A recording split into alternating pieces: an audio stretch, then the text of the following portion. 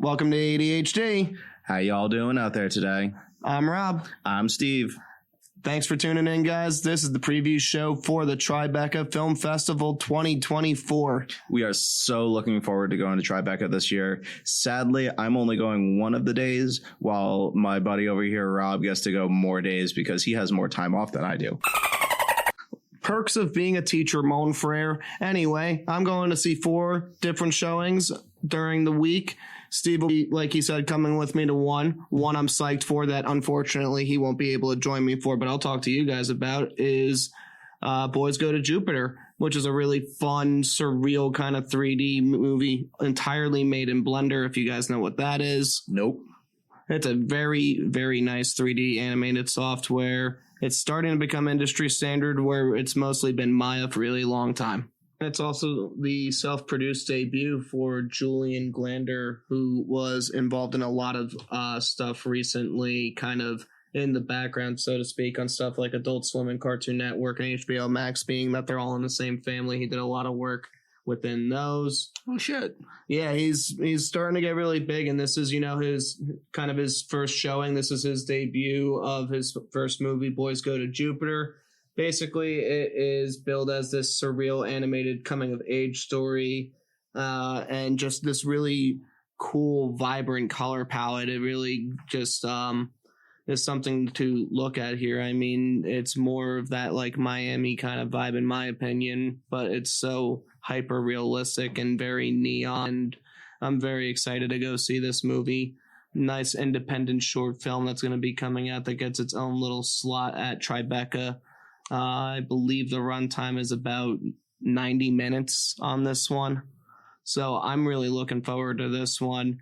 But I know me and Steve over here are going to go to Thursday, the 13th showing, and we're going to be watching a whole bunch of the animated shorts. Yeah, so taking a look at it from the Tribeca website, there are, looks like 7 different shorts that we're going to be checking out that were all curated by Whoopi Goldberg. Now, for some of the youngins that are out there that don't know who Whoopi Goldberg is, look her up. She was a staple in our generation growing up as kind of an innovator and somebody who definitely pushed the envelope a little bit, and she still does nowadays. But it's really cool just even looking at some of the images from the shorts that we're going to see are just beautiful. It's sad that my mind immediately goes to Whoopi being the cab driver in that movie. That's where my head immediately goes to when I think of her, but I know she's done so much other incredible stuff. Oh, trust me, there are so many incredible things that she's done, but it still pops up in my brain of Sister Act 1 and 2. Yeah, no, you can laugh all you want. So the short films that she has compiled together for this are The Mayfly, Nate and John, Lukey and the Lights, Scrubby, In the Shadow of the Cypress, Boudot, I think that's how you say it. It has the little line over the O, so... hoping pronunciation works out here. Oh, 100%. And Ruthless Blade. So those are the 7 short films that we're going to see, and they all have different run times and yada, yada, yada. And basically to prep ourselves to go watch these films, because I've had so much busy work to do that I haven't actually been a chance to research these properly. What we're going to be doing is going on the sites, seeing if we can find trailers for these things or even some stills, and kind of talk about our first initial impressions before even getting into the theater. And then we'll do another show post the viewings and kind of revisit what we said in this initial showing and see how off or how on the nose we were about some of these things. Oh, looking at myself, I'm probably going to be way off on some of this shit. But we'll go in order of everything. So the first one that is on the docket is called The Mayfly. It is from the stills, a cute looking film, directed by Sue Perotto. Very nice, cool, warm calming color palette to it. Very watercolory. I'm expecting this to kind of be like one of those shows where you're getting more and more relaxed as you're watching it, but I'm not sure from the description if that's actually going to be the case. So the description of the short is The Mayfly is an animated short film. By Sue Perotto. The description sounds like it's going to be really cute. The Mayfly is an animated short film about the brief life of Megalyn Mayfly. How adorable of a name. Such a cute name. That touches upon the essence of life, passion, and defiance of societal norms. Just kind of looking at everything, it sounds like it's going to be a cute short film. For those who don't know what a mayfly is, literally it is a fly that has the lifespan of a day. So I'm guessing that that's going to be kind of what this short film is about. Yeah, and again, it just the watercolor aspect and treatment of this is very nice and calming for a subject matter that seems to be kind of a little bit more hard hitting. It's about a 7-minute run time that's going to be playing in English. It is, in fact, a premiere for it in New York. Apparently, it has debuted in other places.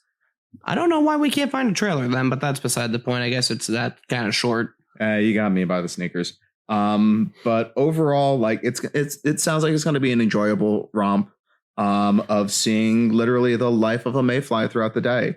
And as stupid as this is going to sound, the art style a little bit does look like the one mobile game, Best Fiends. This is not a plug for them. We are not sponsored by anybody at the moment. If sponsors want to sponsor us, please, we'd be happy to make some of that extra. But I will totally sell out like Wayne's World. 100%. Little, yellow, different. But it looks like that art style a little bit, only more refined. I can't wait to watch it, to be honest. It looks cute. No, me neither. That one does look really cute and does seem really fun. I think the next one on our list is going to be Nate and John, which is a super cute movie that will be a world premiere at Tribeca. That one is also about a 7-minute video. It is, I'm sorry if we're going to butcher some of these names that we have to read off of line. We haven't done our research. I will 100% say that right now. R&R was poor here. 100%. So this one, as Rob had said, is called Nate and John. It is directed by Jamai Yusuf. And the description for this one is a barber and his client form an unlikely bond that develops over their lifetimes. Now, if that doesn't sound like a guy movie to me, I don't know what does besides an action movie. Like, this is exactly what needs to be said about non-toxic masculine culture. Absolutely. It just seems very wholesome. And even from the stills that we got here, I mean, it does seem just rather wholesome, reluctant at first, comes in towards the end, and you see just the transformation of their friendship over time. With just even the stills that we have here, it just seems like a really cutesy style of film. I'm trying to place a style to it in my head right now, and I really kind of am blanking on it, you know? Like, I have this idea in my head, and I can't recall the reference right now. To me, it almost looks like it's cut out of paper. Like, it has this cut out of paper and like crayon style for a background. And the two main characters are African American and white. And I'm guessing that's where the unlikely bond comes from, or at least starts off. White guy doesn't want to get his hair cut by a black guy. Sounds like, you know, systemic racism. Woohoo! Don't have enough of that, right? Oh, of course not. And then over the lifetime, as you get to know your barber, it kind of develops into that friendship. And I know personally, growing up, I have kind of gone, well, before they moved shops, and I think they moved away, for probably the past 5 years, I've been going to the same hairstylist, and you kind of build up a rapport with them. You know how it is. And I'm expecting something like that out of this little short film. I've been going to my barber for, I want to say 9 years at this point, but I do follow the Ron Swanson code. There's only 3 people that you really need in your life. Okay. Your butcher, your barber, and your father. That's it. There are so many other men that I need in my life, but not like that. Don't let him fool you. Hey, my wife would have a different thing to say. No, she wouldn't. You're not too rough with that one. God, why this is going off the rails. Let's go back to the films. Yes. Okay. So yeah, no, it looks like it's going to be a fun film. This one was another one that we weren't able to find a trailer on, and it does have English subtitles, so I don't know, and it says it is in English, so that's going to be good for me. I'm a very slow reader, so subtitles always get me. I'm getting a lot better with subtitles, I'll be honest with you. My wife has me put them on like everything we watch now, so it's just making me a quicker reader. I should probably do something like that so I could get into being a quicker reader, but I'm too lazy. Yeah, I know, the lazy kicks in and just kind of So what's next on our docket of films here? So the next one that we have, I believe we have a trailer for this one. We're both excited about this one. Yes. Yes, Lukey and the Lights. This one looks real cute. It is there is not a premiere on this one. It is about an 11-minute short film from, it looks like, the Netherlands. And or not, maybe it could be the United States. It is directed by Toby Cochran. And the art style 3D wise, it does look like Maya or Blender, like I was talking about earlier, but also it kind of gives me this a little bit of a Gumball feel, a little bit of a oh my god, it was some like Lazy Town almost with some of their settings and stuff like that. A little bit. Some of it does remind me a bit of the movie Robots that came out when we were kids. But just a little bit more refined. So the synopsis for this one is Luki, Luki, a charming and upbeat robot known for living life to the fullest, is diagnosed with the life-altering disease ALS. He must choose how to face life going forward. Ow. We have a trailer? We have a trailer. Oh, God. Are we going to cry? Oh, we might cry a little bit. I just want to say this is about 30 seconds long, so we should be able to get it if anything's picked up on the mic. We won't get hit for copyright, which is nice. But let us do a live react to the trailer of Lukey and the Lights. It is by Big Grin Productions. This motion is so fluid and fun. Oh, it's so cute looking. Oh, they're all friends. Oh, no, you definitely nailed it on the head with the, oh my god, what, robots. Oh, I see DD. Uh-oh. Oh, no, I see almost robot tears. Oh, he can't ride a bike. Oh, no. Oh. That looks so heartfelt. Oh, that looks so cute. Oh my god. Oh, I can't. I honestly think might be the one that I'm most excited for in terms of seeing it with you out of these shorts. That looks cute. Well, yes, no, that one I am looking forward to seeing. I mean, I'm looking forward to seeing all of these with you. That one will be a good one to see between the two of us. And we'll be able to, definitely feel the heartstrings on that one. But knowing people who have had ALS in the past and just hearing some of their stories, this movie is definitely going to hit home and is going to hurt. But it's a tearjerker already. Just in that 30-second trailer, that was already a little tear-jerking. And oh yeah, especially like when you can see it's not overtly showing that the robot's going to have a medical problem. But you can see that there was one shot where Lukey was looking at his hand and it was kind of starting to act up a little bit. and you could just be like, oh no, that's gonna, No. yeah, no. Let's get another one up with a trailer now, just because I'm liking the flow of this, seeing a trailer for it. So I mean, well, we've got 2 more with trailers, and 2 more without trailers. I'm gonna save the last trailer because that one looks like the most fun to me. So the next one that we're gonna look at and we're gonna talk about is In the Shadow of the Cypress. Very graphic, very simple shapes to this animation and this style of look, just from the stills before we into the trailer for it. So this is also a New York premiere, and it is an Iranian film. Interesting, which you don't really get I mean, they were very respected in the world of animation, but you don't really get to see a lot of that here. So it's nice that it's getting represented here.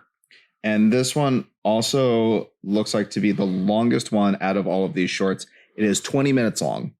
The art style too reminds me a lot of the cartoon saloon styles, with, again, just their very flat geometric approach to the styling, but they have such a vivid and tactile texture to all of the art that is just so charming. So this one is, I'm gonna butcher these names.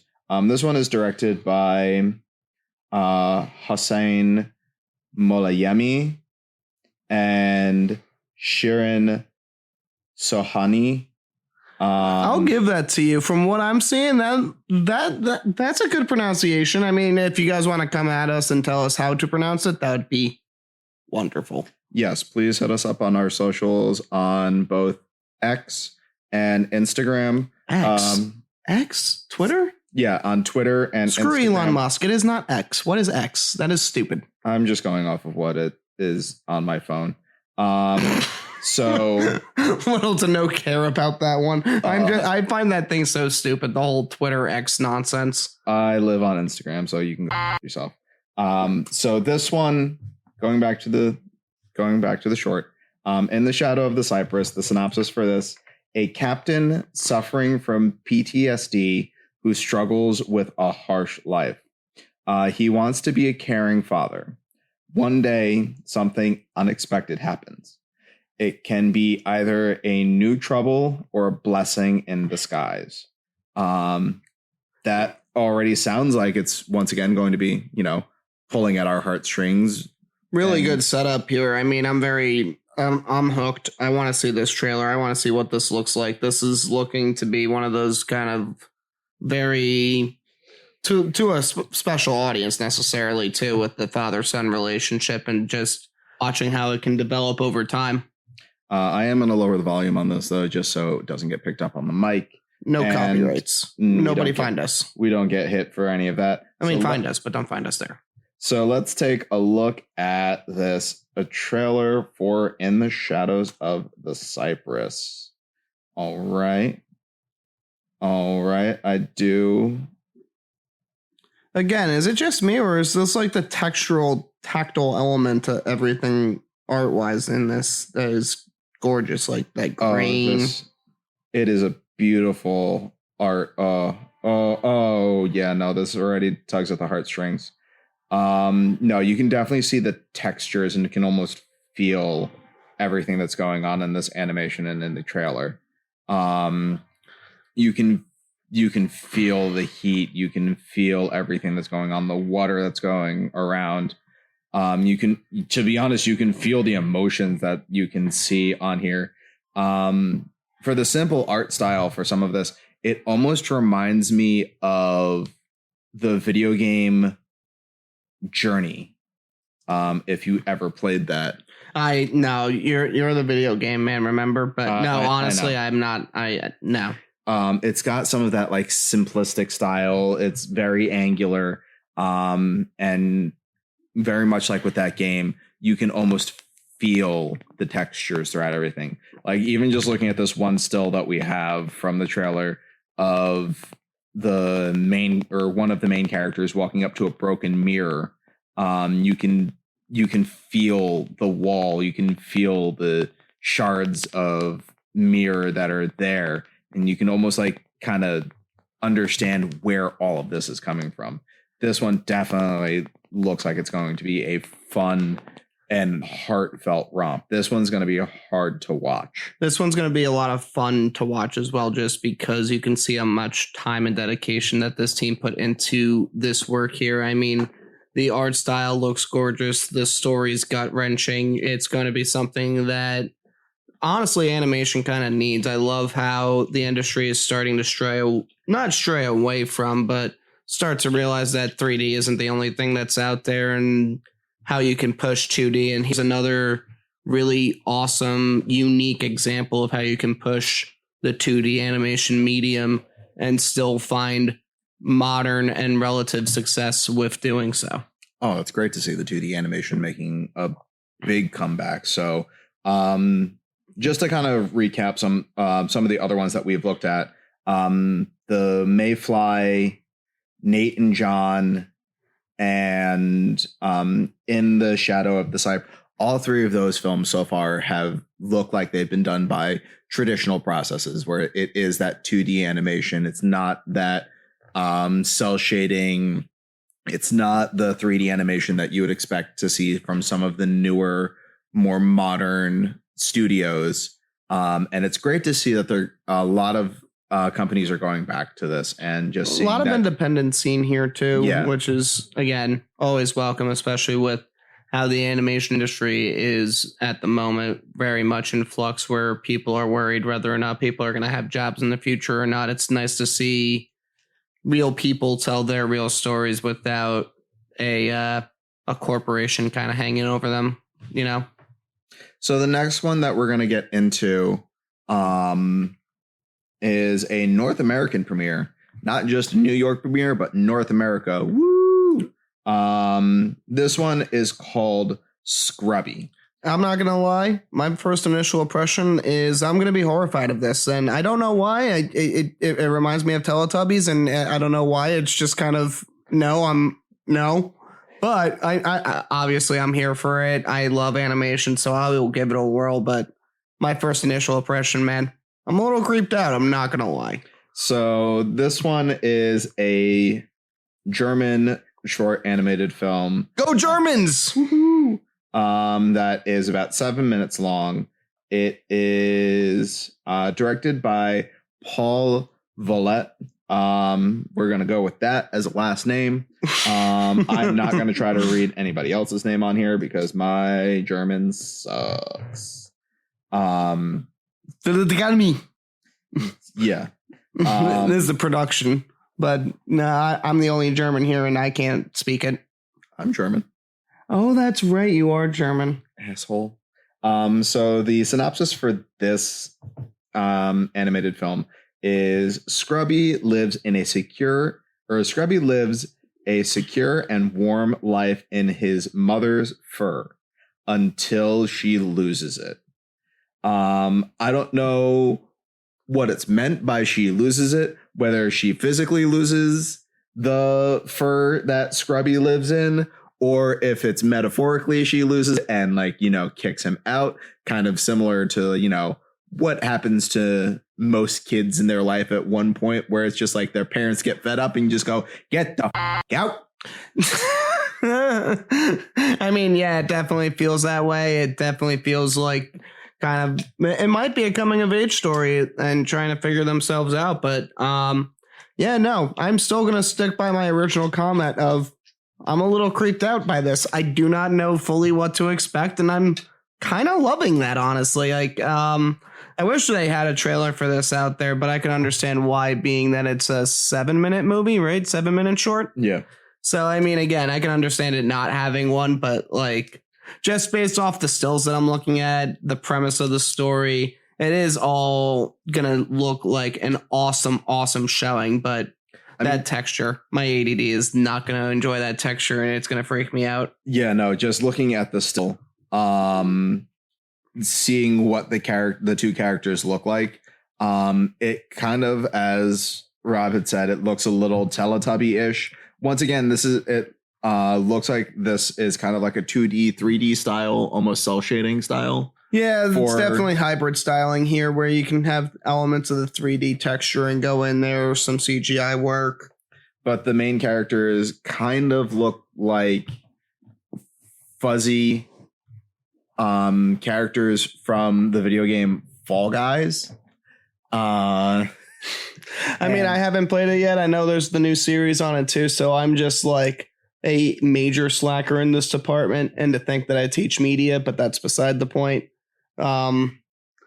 They also, you know what, they kind of look like, oh yeah, the Fall Guys skins. I'm stupid. I have played that before. Yes, you have. I know I have. I was stupid. But anyway, you know what it also reminds me of texturally, just because it's starting to come out in theaters soon, is that If movie. Oh, yes.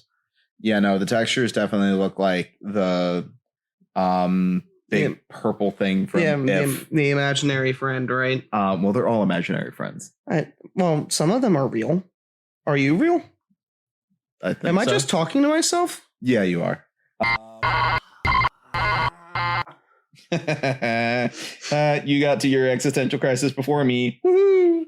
But yeah, no, Scrappy definitely looks like it's gonna be a fun and interesting romp. The characters have, like we keep saying, that texture to them. It almost looks a little 3D-ish, but the backgrounds look 2D. So it's gonna be a good hybrid. The next one that we're gonna go into, and the second to last, I'm saving last trailer for the last one. Right, of course. And this one I'm super excited for. I've been excited for it since I got our tickets. This one is called, and I hope I'm pronouncing it right, Budo. It's a Japanese movie that will have English subtitles. And the art style, to me, is very reminiscent of that early Tim Burton work. So things like Coraline and The Nightmare Before Christmas, it definitely has that kind of irky-jerky kind of feeling and that puppetry to it. It also reminds me of some of like the stuff that Wes Anderson has done with The Fantastic Mr. Fox and Isle of Dogs. Yeah, definitely. And even from the stills here, they're choosing their cinematic shots very carefully, very planned out, very much so where audiences will not be confused by the direction of what you're going for. It's going to seem very kind of, well, at least from what the stills are suggesting. I will agree. It does seem very Wes Anderson-y, where it kind of is going to have like this little bit of a general hokey feeling that all Wes Anderson movies seem to do. Oh, yeah. So this one's a 15-minute short that it is directed by Amanda Agard and Alexander Toma. And it looks really cute. The synopsis: a widow's trip to the supermarket, she meets a cat. It follows her home, but soon makes itself more comfortable in her Tokyo apartment than she could ever imagine. So when I first read that, the first thing that popped into my brain was thinking of the book A Man Named Ove, or the Americanized movie now, A Man Called Otto, where it really is that so it just reminds me of everything. It's a old person meets, animal companion and changes their life in an unexpected way. Yeah, it's kind of like adopted family theme too that is, I think, prevalent in this. I think it's gonna really tug at our harms. Yeah, I can't speak. What the hell was that? Tug at the heartstrings. Yeah, that thing. That idio. That line. Yes. Idiom. Yeah. Gosh, I teach. As you can tell today, listeners, we're both a little tired. A little technical difficulty. Well, is that technical or is that human difficult? Life is difficult. User error. Yeah. Message 404. Cannot find your whatever. So yeah, Budo is definitely going to be a fun one that we're going to enjoy. And anytime that I get to see a person make friends with a cat, I am always happy because I love kitties. My wife's slowly getting me to be a cat person. Never was one. Always a dog person, but this is looking like it's going to be a fun one. But what also is looking like it's going to be a fun one is... the last one, I was going to transition in with saying, oh, well, if you don't like cats, well, this is going to make you like cats. The last short that we're going to see, a part of all of this, is called Ruthless Blade.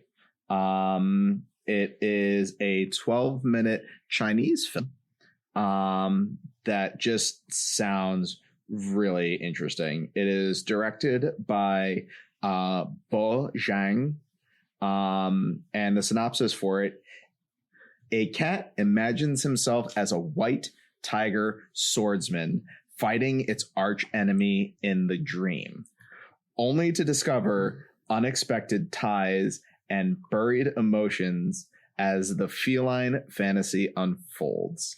So I'm thinking it's like Kung Fu Panda meets Arcane. No. No, I'm just busting the animation style. Looking at this animation style, it looks like a little bit of Gendy with the very flat geometric shapes, very easy to read. It's very similar to when I first looked at it, Afro Samurai. Love Afro Samurai. So we did find a trailer for this one, and we're gonna just pull it up and do a live react. I will admit I did watch a little bit before we started recording, and cheater, it looks really good. So, all right. Ruthless Blade trailer starts off looking cool. I love seeing praying mantis shot, lots of great lighting. Oh, hi kitty. Oh, it's got a scar over its eye like Zorro. Oh man. Oh, ooh. Yeah. Was that just a giant scissor like Kill la Kill? Yeah. No, that was a big scissor. That was a big scissor. Okay, I'm not crazy. No, this looks very cool. This fight sequence looks so nice. Is so stylized. I love it. This one's going to be my favorite. Oh, let's go.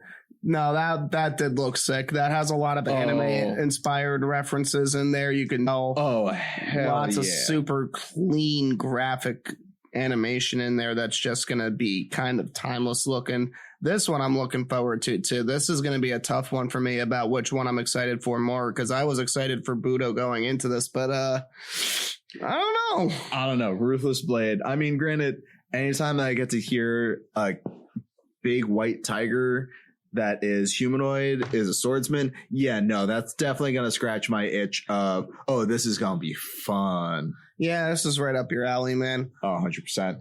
And it definitely, like, all of these short films just look like they're going to be absolutely wonderful. Like, don't get me wrong, they look absolutely wonderful. And we are so excited to be taking part in this. This is going to be at least my first time going, and I believe it will be Steve's as well. First time taking in New York during the Tribeca Film Festival, being a part of a film festival. There's going to be a freaking De Niro con going there at the same time. But you know me, I'm an animation guy. I had to flock to the animation stuff. So I got all of my tickets knowing full well I'm going to be spending about a week in New York, hopping in and out, watching some really high quality, really fun animation. And I got my buddy to tag along with me for one of those days. Oh, dude, I can't wait for that. NJ Transit's going to get so much money from us. So much money. They don't need any more of it. But this is definitely going to be a fun time checking out Tribeca Film Festival.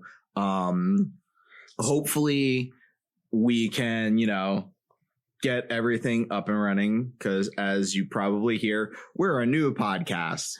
We are just starting off. It is literally just the two of us. This is a passion project for the two of us. Never gone into any audio kind of media. This is my first experience of that. I'm a media person through and through, whether it's photo, whether it's animation, whether it's video, whether it's graphic design. This is a whole new approach for me. This is going to be a really fun avenue to express myself in this light, but I'm so happy you guys decided to join us, me and Steve. Yeah, no, it's going to be a great time. And I was just going to say that with us being a new podcast, I'm hoping that by next year we can do Tribeca proper. We can check out some of the, some more stuff. I won't hopefully have as busy of a schedule, but I probably will. Oh yeah, no, and I would, much be wanting to go and to check out the first film that you were talking about with you on that Friday instead of doing a spaghetti dinner and silent auction.